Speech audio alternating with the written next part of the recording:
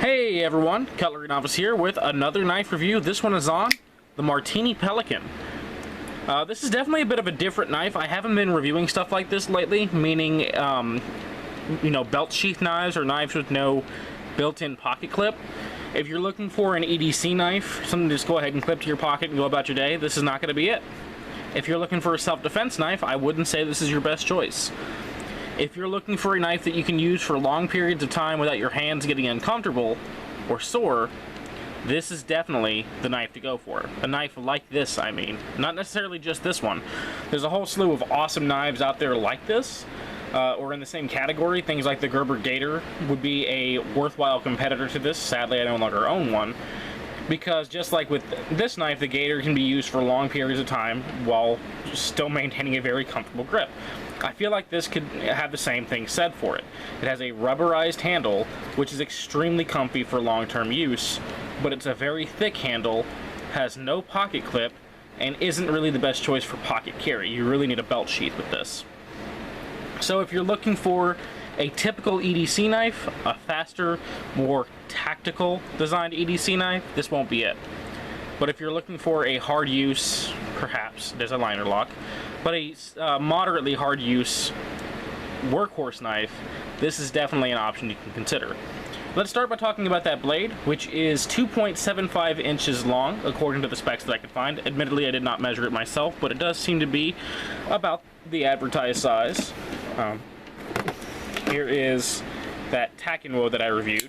A roughly 3-inch blade on this one. And you can see, yeah, a little more blade out of the Takenwo, so probably what they advertise at 2.75 inches long. It is a drop point shape, and most websites I found this on didn't list the kind of steel. The ones I did find it on listed it as 440C. I'll say this, if it is actually 440C, it's only a moderate 440C. It isn't an awesome 440C, because if you get a 440C with an amazing heat treat, it can genuinely rival higher end steels. Alright, remember that that 154CM and ATS-34 are literally just upgraded versions of 440C. And if you get a really good treat on 440C, it can almost rival those two steels. As it sits as a mid-level 440C, it will slightly outperform most AUS 8 and HCR 13 MOVs. Okay, still better than those types of steels, certainly better than 420s, 440As, and similar steels, but not to the full potential that 440C can be. It is a bit softer than that, but it does sharpen extremely easily as a result. In my own use of this, which was primarily cardboard cutting and shaving, cutting down wood or shaving down wood, which I didn't need to do, I did so just to figure out how comfortable that handle would be, it did dull after everything was said and done. Okay? It held out a little longer than most HCR 13s and AUS 8s did, but didn't hold a phenomenal edge. But it sharpened up beautifully after it was all said and done, and this thing wears a hair-shaving sharp edge, a scary sharp edge. After I've touched it up, we do have kind of what I think is an imitation Scandi grind. I don't know that I'd call this an authentic Scandinavian grind, like on my Mora 2000 here, which I beat the living hell out of. But you can see the kind of grind that we have on here. Okay, kind of a flat grind down to a very narrow cutting edge. This feels hollow ground to me. Doesn't feel like a true Scandi grind, but it feels like that's what they're trying to emulate with it. That being said, this blade does slice beautifully. Okay, it's a very effective work knife, and the tip is reasonably precise, if you can see that. It will penetrate clamshell packaging, it will penetrate boxes if you do choose to use it as an EDC knife. Just remember, you're better off carrying it in a pouch or a sheath, which, to the best of my knowledge, this knife did not come with. Looking around online, I didn't see any listings that had this for sale with a sheath. I did get this used as a gift from a viewer, so maybe I'm wrong, maybe she did get it with the sheath initially, but from what I could find, they don't actually come with their own sheath, so you will have to find one aftermarket to use. Personally, I just use the sheath from this little Rough Rider. This is the Once in a Blue Moon lockback. So I take this knife sheath, and I put my Pelican in there, and then I can carry it either horizontally or vertically on my belt, and it works just fine. And the sheath is lightweight, so I don't really notice it on my belt. And the weight of the knife is also reasonable at 4 ounces, 4.02, technically. But honestly, relatively light knife sheath combo if you choose to go that way. Just know that you will have to buy your own aftermarket sheath.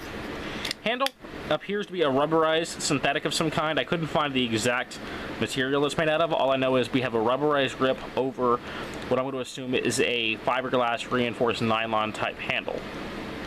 Alright, but it is very comfortable in hands. In using this, I did not develop any hot spots after long-term use. The handle itself is 4.3 inches, which, by the way, 2.75 inch blade, 4.3 inch handle does leave us with a pretty strangely disproportionate knife.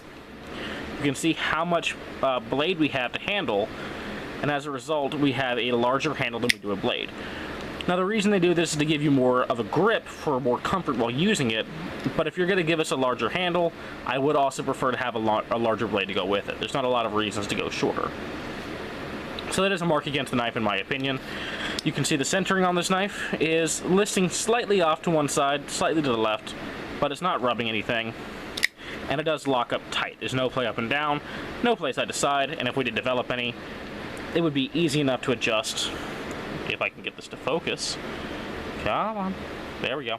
It would be easy enough to adjust at the pivot point. I believe that's a T10 pivot screw.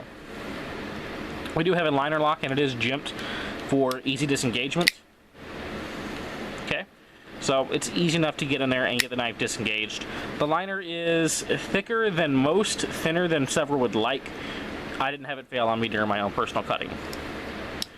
The deployment on this knife is a bit awkward because you can see we have a thumb hole deployment method, but it's a very small cut, and it's somewhat occluded by the handle. So you have to really dig your finger in there. Once you do, if you can dig your thumb in there, you can get it open reasonably quick with wrist action, but you see that I am slipping off of it every now and again. It isn't the fastest knife in the world, and that's because it's probably not meant to be. It's probably meant to be a two-hand opening knife, just like the Gator, just like the Buck 110, and several other workhorse knives. But if you practice it, you can get in there and get a fast deployment on the knife itself. Not necessary, but nice to know that we have the option. Grip on the handle, by the way, is pretty high. It's a pretty good grip. It's not going to slip out of your hands with sweat or water. It's a good amount of traction, good tactile grip. I mentioned before the knife is chunky in hand. Okay, and I'll stand by that. It is a thick handle to give you maximum comfort, which makes it awkward for pocket carry. Again, I recommend using a belt sheath. Here's the butt of the Mora 2000. For comparison, not as thick as that, obviously. Then again, the butt is flared out if we hold it against just the handle itself. We do have a similarly thick handle to the Mora 2000. I still need to review this, by the way. I've owned this knife for years and years, and I've actually abused it, and I do mean genuinely abused it.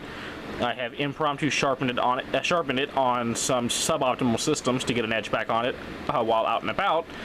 So it is marred to hell, but it still functions beautifully. I will do a review on this eventually. Can't promise it'll be anytime soon. Overall, I don't have too much else to say about the Marttiini Pelican. They initially costed somewhere in the $15 range. These days they seem to sell for closer to 25 bucks. I will say that at around $25 I feel like it's worth it, but just know there's a lot of fierce competition out there for this kind of knife. I mentioned the Gerber Gator. The Gerber Gator will give you more cutting edge and an even more comfortable handle, as well as a stronger lock, and come with its own sheath for about 30 bucks or so. Alright, the steel is inferior to this. It's the 420HC on that Gerber, and Gerber's 420HC isn't the best. Certainly isn't up to par with Buck's, but the 440C on this Marttiini Pelican will beat it. So you'll have better edge holding out of this than you will the Gator, but you'll get a lot more in other ways with the Gator. By the way, if you wanted to make this knife easier to deploy, you might be able to attach a quick thumb stud to it, quick being KWIK, which is an attachable screw-down thumb stud. It might be difficult to attach because of the thumb hole, but I'm sure you could find a way to mount it on there and make this knife more easily one-hand accessible. I haven't done so myself, but it could be worth doing. Overall, I feel like it's a pretty decent knife. Not a lot to be said about it. It's simple. It's not an elegant knife. It's not a classy looking knife. It is not a collectible knife, but it is one hell of a worker. And I will continue to use it as exactly that, a worker knife, a thrasher knife. And every now and again, maybe a kitchen knife, a little small blade for that, but it does slice well enough. I could definitely use this in the kitchen. So, that's been my review of the Marttiini Pelican. I hope you guys have enjoyed the video. I hope you enjoy the rest of your day. And until next time, peace and take care.